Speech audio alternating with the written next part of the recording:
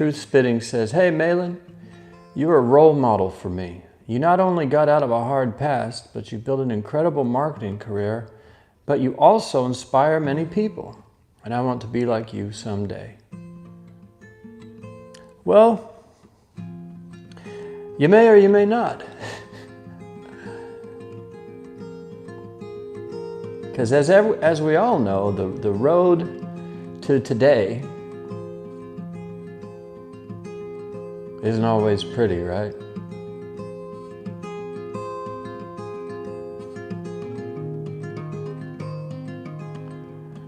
Like I remember waking up in the street, not knowing how I got there,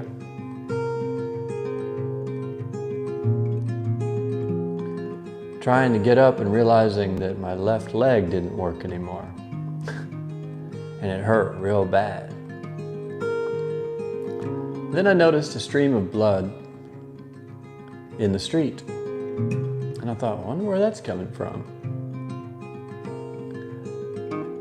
And I looked down and noticed that my white leather shoe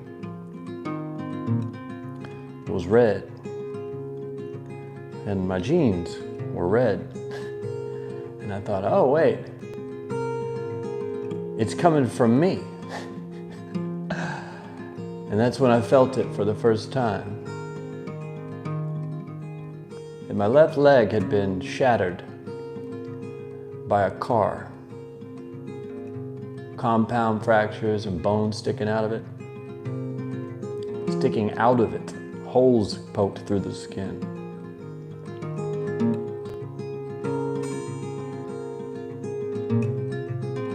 And that's when I realized that I had passed out, blacked out somewhere in the evening.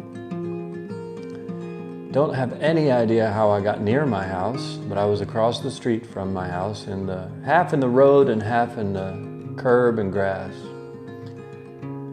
And I had been so drunk and passed out that a car had run over me. And I didn't even wake up.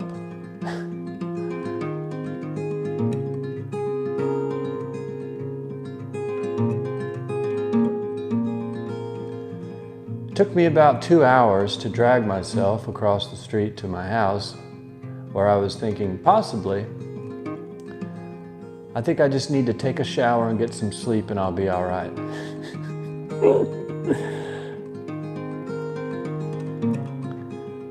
As I dragged myself across the road, bleeding, I had to pull myself backwards on my butt, scoot backwards. And every time I scooted, my broken leg that was kind of detached, I would pull and then it would catch up. And when it caught up, all the muscles and tendons and all those pain points would smash together.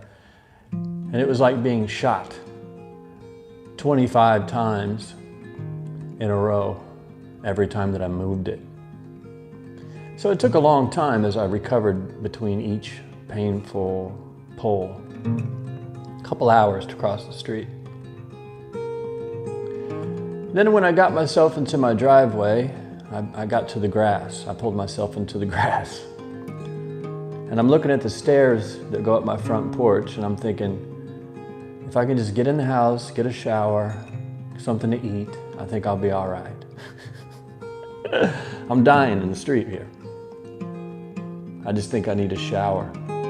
Because unfortunately, or whatever, this wasn't the only time that had ever happened. I woke up outside, injured a lot.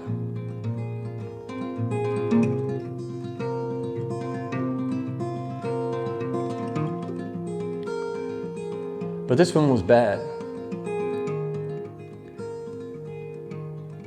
And as I'm thinking, like, this one's really bad, and I'm starting to come to terms with the fact that there's no way I'm going to get up my stairs. There's just no way.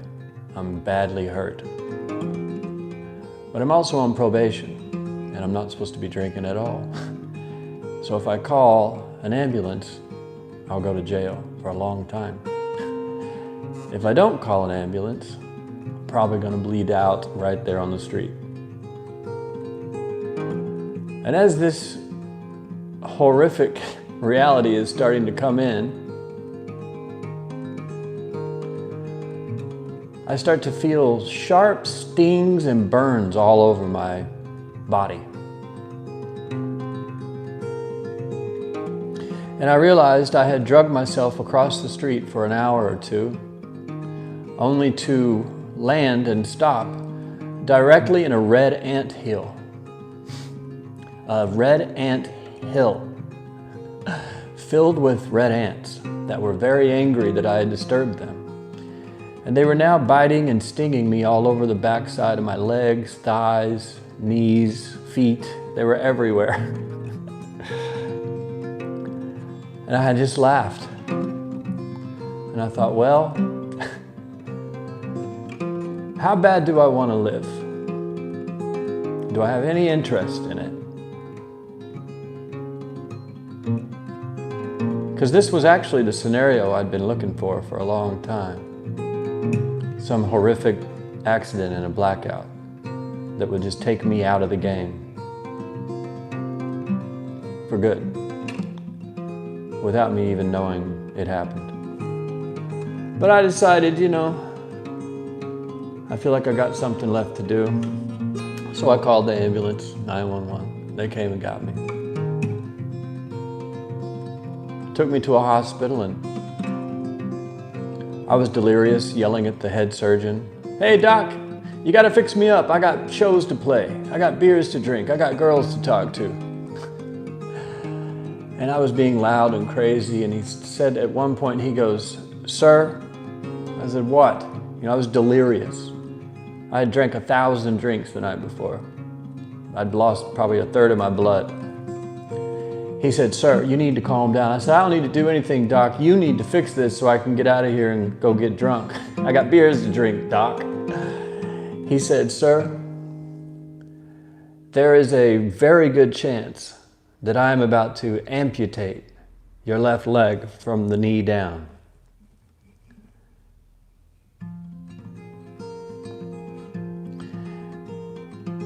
I got real quiet real fast. And I said, what? And he said, we're probably going to amputate your left leg. You've been out there for 4 or 5 hours. There are ants inside your leg, and dirt and bugs.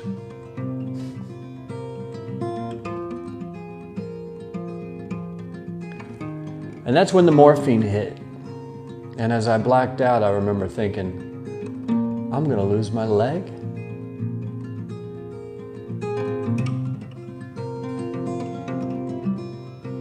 And then I woke up, and thankfully the doc, the good old doc, had taken the option to fix the leg from the outside in, instead of cutting it off. It was a flip of a coin. I woke up, my leg in a sling, and I was so high on morphine that at one point I remember thinking, this is the greatest thing that's ever happened to me. This is the best thing that could have ever happened. I thought I was on the verge of a major breakthrough. I just needed to get up and out of that hospital room. So when you see someone who seems to be doing well or doing something you want to do, be careful what you wish for. Because the road there might not be what you think it was.